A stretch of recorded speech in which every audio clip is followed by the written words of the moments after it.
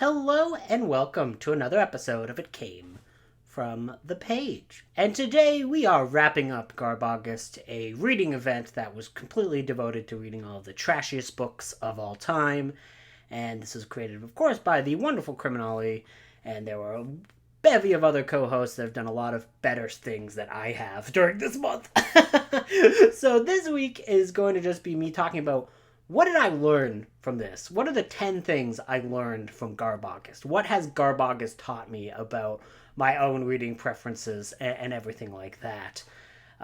First off, I think I probably dropped the ball a little bit on the hosting duties of this, mainly because I came in very late to the game of the planning process, and I also just never joined Voxer, which was this group that which was this app that has all the booktubers use, and it was where everyone was planning everything and chatting about this event, and I didn't join it. In my defense, when CriminOLLY told me about it, he was like, "This app sucks." So I'm like, "Well, I'm not gonna download it."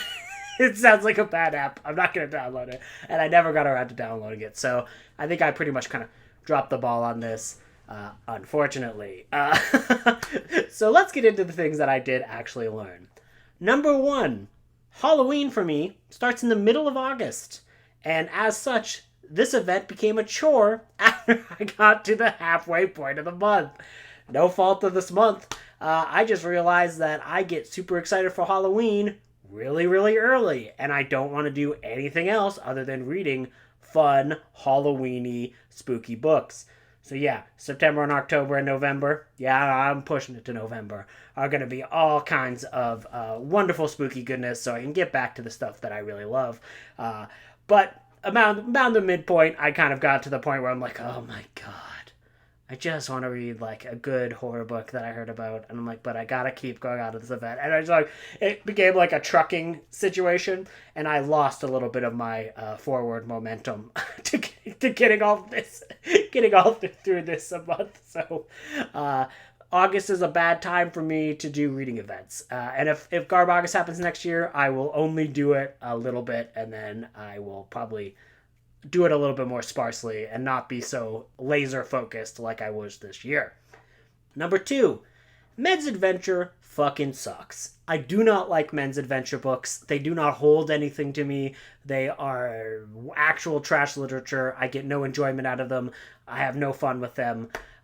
It helped me clear out a lot of space on my shelf, which I've already filled up, but I've filled up with much better books. So I hate men's adventure books and will not read them in the future. So that's a good lesson. 3. I will never read a shifter romance, even when it's sitting in front of me. Someone bought me a shifter romance as a joke years ago, and it was literally sitting in front of me, and I took a look at it, and I read a few pages of it, and then I was like, no, I'm not doing it. I'm not doing it. Whatever it is, whatever little bars in my brain were allowing me to read and get into some of this stuff, I refuse to read a shifter romance. I won't do it. It won't happen. I'll read a lot of normal romance. I will enjoy normal romance, but shifter romance as a subgenre has literally no appeal to me other than listening to other people talk about it. Those are always funny. But yeah, I'm never going to read one of those books. 4, and this is a big one, and this is one that's probably going to be a little bit controversial. Novelizations and movie tie-ins are not trash, and I refuse to call them such in the future. I eventually succumbed to this discussion early on in the GarbAugust where I was like, okay, whatever, we'll let this happen. But now that I got into GarbAugust and I started reading some of these trashy books, I was like, no, movie novelizations and especially good movie tie-in books are way better than half of the other shit I read this month, and I will no longer succumb to people calling them trash. Now, obviously, when I say that, that's mostly joking. If you want to call something trash, you can. Just don't say it in front of me or else I'll give you a big spiel as to why they're not trash. The movie tie-in books I read this month were really good and actually just great books. So I think that I will definitively say, of course, there are good novelizations and bad novelizations, and good movie tie-ins and bad movie tie-ins, but I will no longer be succumbing to the peer pressure to call them trash. I refuse. This is my stand. This is my road work. Just kidding. That's a reference to a Richard Bachman book that fucking sucks. It'll come up later in this video. Number 5, crossovers can be good. There are such a thing as good crossovers. I wasn't completely serious when I said most crossovers were bad when I did my TBR, but I certainly did not think of them as having as much enjoyability as they can. And I read Star Trek Next Generation and the X-Men crossover called Planet X, and I just loved this book. I had such a good time with it. I read it, and it balances all these characters super well. There is a lot of very low-key fun scenarios in this, and like most of it is just the X-Men like hanging out on the Enterprise doing very mundane things. You got like Wolverine and Worf in the holodeck. You've got, you know, Captain Picard having tea with Storm. Like, it's all just lovely. You got like Data and Banshee singing old Irish brogues. It's absolutely lovely. I had a great time with this. I was smiling ear to ears the entire time I read this, and I just had a really fun time with this.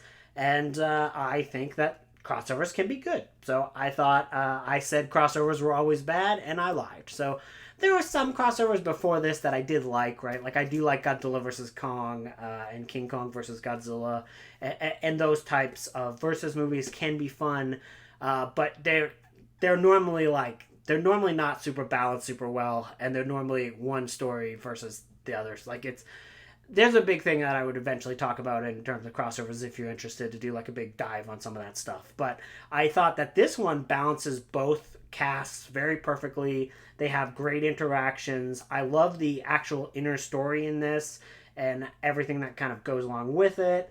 I just had a great time with this. So crossovers can be good. 6, making an audiobook is very hard and no one gives a shit. People will not listen to them. At least not when I do an audiobook. If you've noticed, I did try the experiment of doing a Garb audiobook where I tried to do an audiobook for Count Dracula's Canadian Affair, and I had a hell of a time recording that. It turns out my specific brain injury makes it really hard to record audiobooks, so that was like really, really difficult for me as I was doing it, as I was making that video. But I was still like, okay, I will keep doing this if people care, if people watch it, people are interested. And nobody cared. Nobody cared. There's like, I think it got 40 views. So it got like less than half of my normal viewership. So I stopped doing that because it was a lot of effort for me personally and no reward. So respect people who do audiobooks because it's not as easy as it might seem. 7, it must suck to be a critic of books. I'm basically a critic of any type, but I discovered the reality of my tastes are that I have very specific interests in terms of what I'm going to be reading, what I'm going to be watching, when I'm going to reading. There's like a freedom to it, and booktube events are very much like oh no, you're reading this type of book now. And in a way, it's kind of like being a critic where you get assigned these books. You have no choice as to when to read a lot of the material that you read because you have to read the newest books that come out. And if they're big and popular and you don't like the type of books, you're going to keep getting them day after day and year after year. And if you already don't like this type of books, you're going to be a miserable person. So, you know, it must suck to be a book critic. I have no desire to ever be a critic. Growing up when I did journalism, I had a brief interest in becoming a film critic, but literally it's the same problem where you would have to go see every single movie that comes out. And I can't be bothered. I want to have the freedom to watch what I want when I want to watch it, and I don't need to have a take on everything. Sometimes I can just watch a thing and enjoy it, but when you're a critic, you have to literally have a take on everything. And so BookTube and GarbAugust events made me appreciate critics just a little bit more. I kind of already knew that, but just a little bit extra appreciation for people who have to do this for a living. 8, DNFs are good for your health. Reading a shitty book? Stop reading it. Don't finish it. Don't finish it. Don't do it. You, right now, you're reading a shitty book? Stop it. Stop it. You don't need to finish it. The world that we live in is too large. There's too many things to see. There's too many things to do. Don't spend the time that you have reading that shitty book because it's a personal thing that you do, that you have to finish every book. You don't have to finish every book. Stop reading it. Go and do something you actually enjoy. DNFs are good for your health. They certainly were for me. 9. This one might be the most surprising fact. People like the book Roadwork by Richard Bachman. I got my first big hate comment by a man who just absolutely was offended that I disliked Richard Bachman's Roadwork, which was a terrible book, and I am amazed that anyone ever liked it. So that was something I learned. People actually like the book Roadwork. Number 10. I don't like trashy books. I don't like trashy books. I like good books. And I will no longer give the slightest shit about how they are deemed in the halls of academia. If I read a book and I think it's a good book. I don't need any other qualifiers. I don't give a shit at all. So I do not care. I do not care if a stuffy person is going to tell me because I read a book that I thought was great, that I shouldn't be reading it and it's trash. I don't give a shit. I will read whatever I want, and I don't like trashy books. I like good books. Bye.